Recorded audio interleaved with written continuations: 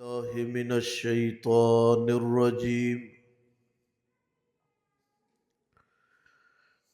بسم الله الرحمن الرحيم.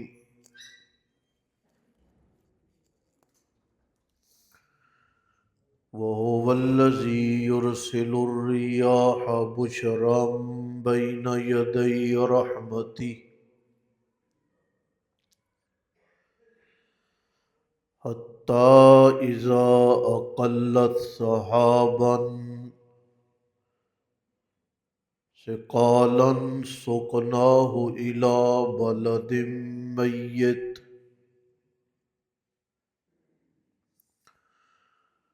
فأنزلنا به الماء فأخرجنا به من كل الثمرات كذلك نخرج الموتى لعلكم تذكرون.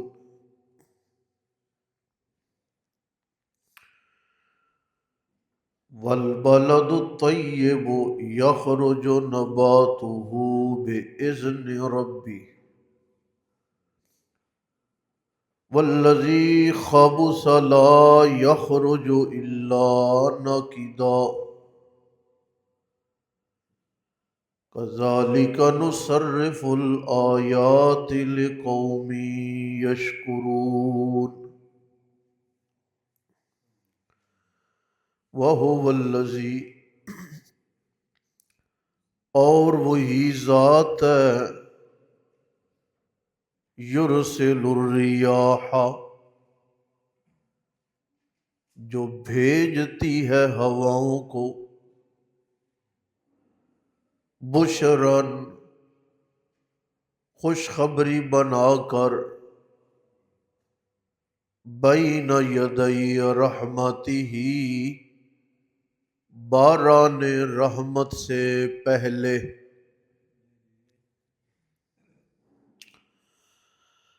حتیٰ یہاں تک کہ جب وہ اٹھاتی ہے بھاری بادلوں کو سقنا ہو ہم ہانکتے ہیں اسے الی بلد میت لبلد میت بے آباد زمین کی جانب فَأَنزَلْنَا بِهِ الْمَاءَ پس اتارتے ہیں ہم اس سے بارش فَأَخْرَجْنَا پس نکالتے ہیں ہم اس کے ذریعے ہر قسم کے پھل کَذَلِكَ نُخْرِجُ الْمَوْتَى اسی طرح نکال کھڑا کریں گے ہم مردوں کو لعلکم تذکرون تاکہ تم نصیحت پکڑو والبلد الطیب اور عمدہ زمین یخرجو نکلتی ہے کھیتی اس کی عمدہ باذن ربہ اس کے رب کے حکم سے والذی خبثا اور وہ زمین جو ناکارہ ہے لا یخرج الا ناکدا نہیں نکلتی فصل الا مگر ناکدا گٹیا خراب کذالک نصرف الآیات یوں ہی پھیر پھیر کے بیان کرتے ہیں ہم نشانیاں شکر کرنے والی قوم کے لیے.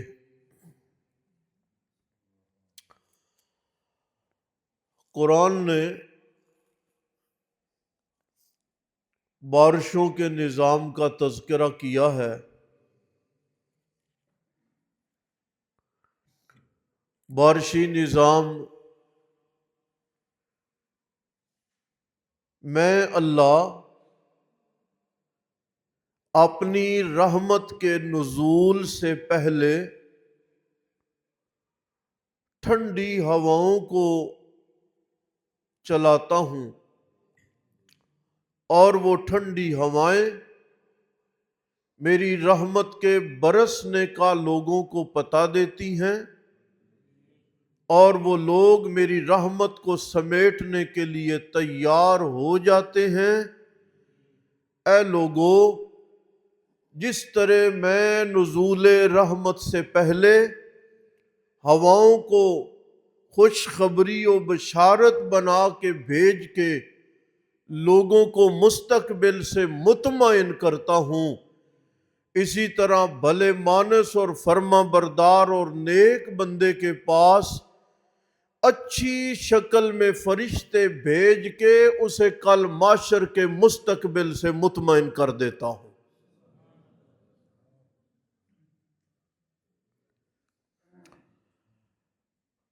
مرنے والے کا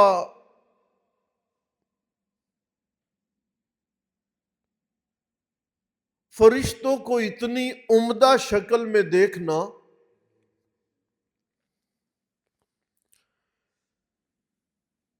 آپ نے فرمایا کہ اگر اس صاحب ایمان کو اس کائنات میں کوئی اور صلہ نہ بھی دیا جائے، ملائکہ کی اتنی خوبصورت شکل جو اسے مرتے وقت دیکھنے کو ملتی ہے، اگر اسے کوئی اور بدلہ نہ بھی ملے نا تو وہ بدلہ بھی اس کے لیے کم نہیں ہے۔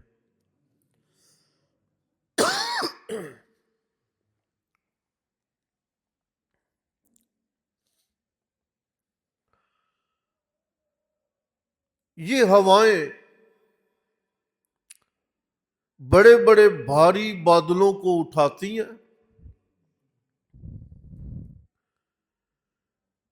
کچھ بارش کے منتظر انتظار کرتے رہ جاتے ہیں،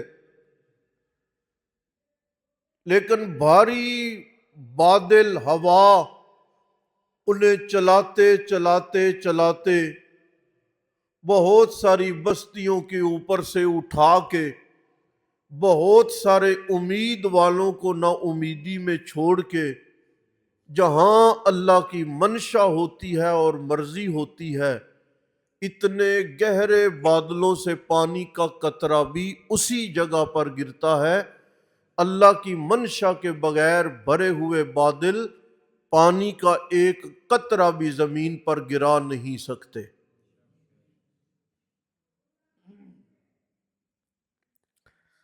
قرآن یہ بڑا خوبصورت انداز بیان کر رہا ہے جی۔ آپ ابھی اسی چکر میں ہیں نا کہ یہ بادل اور بارش کی بات ہے، بات کچھ اور بھی ہے۔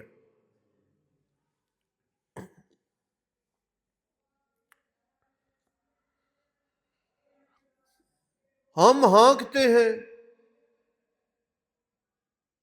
ہوا کھینچتی چلی جاتی ہے بادلوں کو، وہ بے آباد جگہیں اور وہ مردہ زمینیں جو اپنی پیداوار مہیا کرنے کے لیے بادلوں کی گرنے والی بوندوں کو ترس رہی ہوتی ہیں، دوڑنے والے بادلوں کو ہم وہاں پہ روک کے انزلنا، ان سے ہم پانی اتارتے ہیں، بارش برستی ہے، پھر وہ جو کل زمین بے آباد اور مردہ تھی، آج کئی قسم کے میوے اور کئی قسم کے پھل ہم بارش کے ذریعے پانی کے ذریعے نکال دیتے ہیں۔ سنو لوگو، جیسے بے آباد زمین پانی کے قطرے کے آ جانے کے بعد آباد ہوتی ہے اور پھل نکلتا ہے، کذالک نخرج الموتیٰ، اسی طرح اوپر روکی ہوئی روح کو بھی ہم جب اس میت میں ڈالیں گے تو یہ میت بھی اٹھ کھڑی ہوگی۔ جیسے پانی کے نزول کے بغیر زمین مردہ رہتی ہے اور کوئی نفع نہیں دیتی، اسی طرح روح کے نازل ہونے سے پہلے پہلے مردہ بھی مردہ ہی ہوتا ہے، حرکت کرنے کی طاقت و صلاحیت نہیں رکھتا۔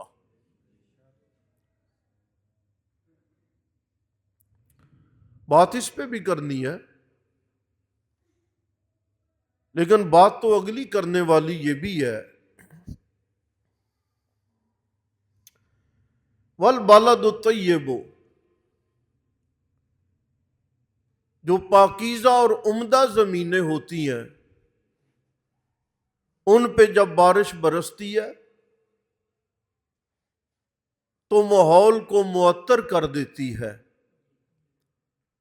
گھٹیا اور گند والی زمینوں پہ جب بارش برستی ہے تو سوائے نقصان کے،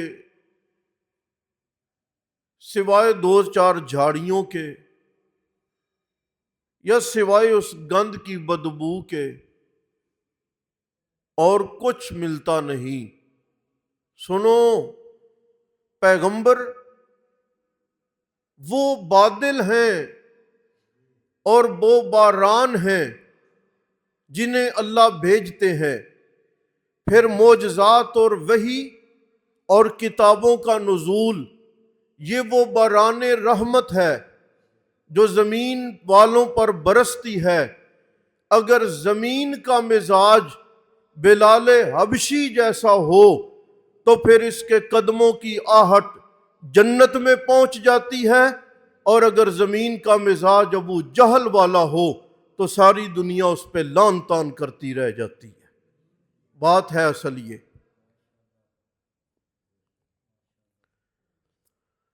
بات ہے مزاج کی۔ میں اور آپ قرآن پاک پڑھنے کے باوجود اگر اپنے مزاج کو نہیں بدل سکے تو پھر اس کا مطلب ہے کہ ہمارے دل کی جو زمین ہے وہ بے آباد زمین ہے، جس سے جھاڑیاں اور کانٹے دار چیزیں نکل سکتی ہیں، پھل نہیں نکل سکتا۔ کیسے پتہ چلے گا؟ پتہ ایسے چلے گا اگر قرآن کی تعلیم کے بعد ہم سچ بولنے لگ گئے،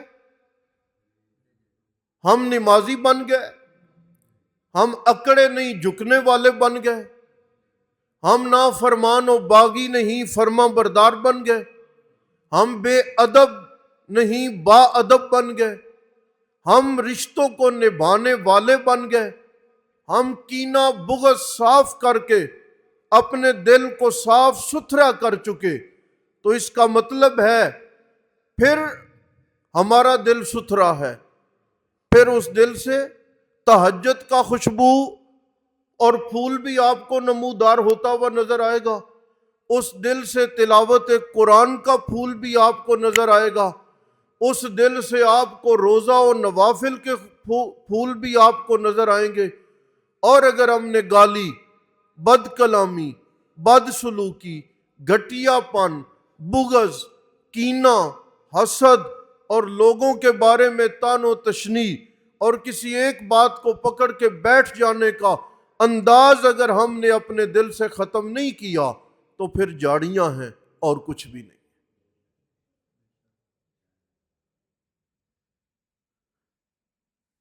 قرآن کوئی زمینی راستے نہیں بتاتا، ادھر سے جاؤ گے تو فلاں نشانی ہے، فلاں شہر پہنچ جاؤ گے۔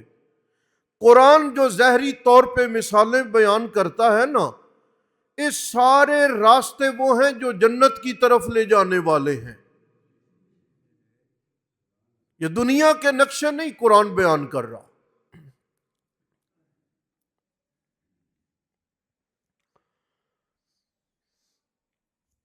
وَهُوَ الَّذِي يُرْسِلُ الرِّيَاحَ بُشْرًا بَيْنَ يَدَيْهِ، اللہ وہ ذات ہے جو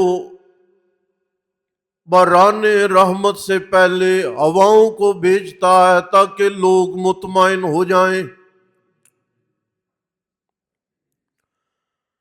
وہ ٹھنڈی ٹھنڈی ہوائیں بشارت ہوتی ہیں اور پھر ان ہواؤں کے ذریعے وہ بادلوں کو ہانکتا ہے، جس جگہ پہ ضرورت ہو اس جگہ پہ وہ بارش کا نزول کرتا ہے۔ لوگوں، زمین بے آباد ہے، بارش روح ہے، وہ گرتی ہے، بے آباد زمین آباد ہو جاتی ہے، زندہ ہو جاتی ہے، اور اس کی زندگی کا احساس یہ ہے، پھل نکلنے لگے زمین زندہ ہے، پھول نکلنے لگے زمین زندہ ہے، میوے نکلنے لگے زمین زندہ ہے۔ زمین کے زندہ ہونے کا احساس پھل اور فصلیں دلاتی ہیں۔ اسی طرح میں اللہ مردوں کو نکالوں گا، یعنی یہ زمین میں دفن شدہ مردے ہیں، ان میں زندگی نہیں ہے۔ جیسے زمین بے آباد ہے، بنجر اور بے آبان نظر آتی ہے، اسی طرح یہ بھی بے آباد و بے آبان ہے۔ پانی زمین کو حیات دیتا ہے، روح انسان کو حیات دیتی ہے۔ زمین زندہ ہو جائے تو اپنے اندر کا پھل اندر نہیں رہنے دیتی بلکہ باہر نکال دیتی ہے۔ اسی طرح مردہ بھی زندہ ہو جائے، وہ حرکات و سکنات سے بے نیاز نہیں رہ سکتا۔ بولنا اس کا کام ہے، چلنا اس کا کام ہے، اٹھنا اس کا کام ہے۔ میں اللہ روح بھیج کے نخرج الموتیٰ، مردوں کو نکالوں گا، یعنی اب تک مردے ہیں،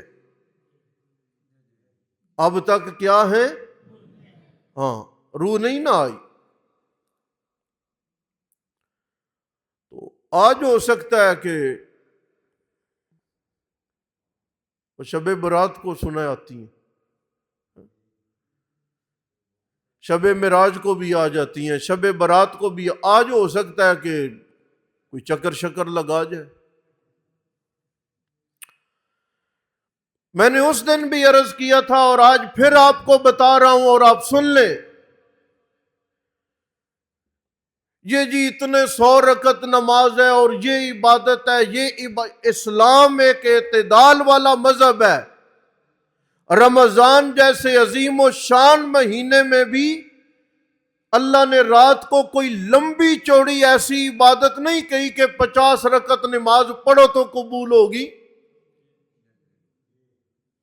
روایتیں لا کر کھڑی کر دی ہیں، جی شب برات ہے تو رات کو آپ نے 100 رکعت نوافل پڑھنے ہیں، تو اتنی رکعت پڑھنے ہیں، تو دن کو روزہ رکھنا ہے، تو یہاں پہ تقدیر لکھی جاتی ہے، جی اگلے سال کے حساب و کتاب دیے جاتے ہیں، جی فلاں دیا جاتا ہے، فلاں دیا جاتا ہے، فلاں فلاں فلاں فلاں فلاں بزرگ نے کہہ دیا۔ یاد رکھیں، فضیلت ہے لیلۃ القدر کی، اور لوگوں کا دھیان لیلۃ القدر سے ہٹانے کے لیے یہ رسمیں اور بدعتیں ایجاد کر دی گئی ہیں۔ یہ پٹاخے کس دین کی عادت ہے جی؟ سن رہے ہو نا؟ اجتناب کریں۔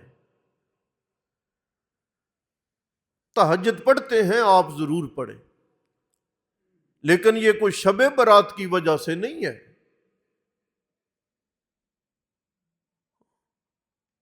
آپ ترتیب کے ساتھ روزہ رکھنے کے عادی ہیں، شعبان میں رکھیں، لیکن شب برات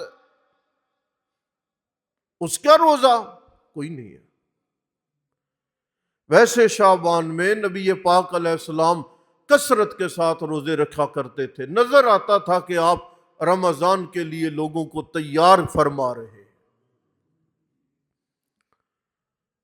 اور میں نے عرض کیا تھا اگلے دن بھی، ابن قیم نے اور فتح البیان نے اور دیگر اہل تفسیر نے یہ لکھا ہے کہ جن لوگوں کا خیال ہے کہ اس سے مراد شعبان کی یہ 15ویں رات ہے، انہوں نے خطا کی ہے، ان سے غلطی ہو گئی ہے۔ فضیلت کس کی ہے جی؟ لیلۃ القدر کی۔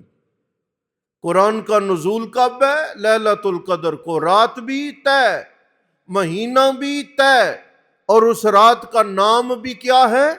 طے۔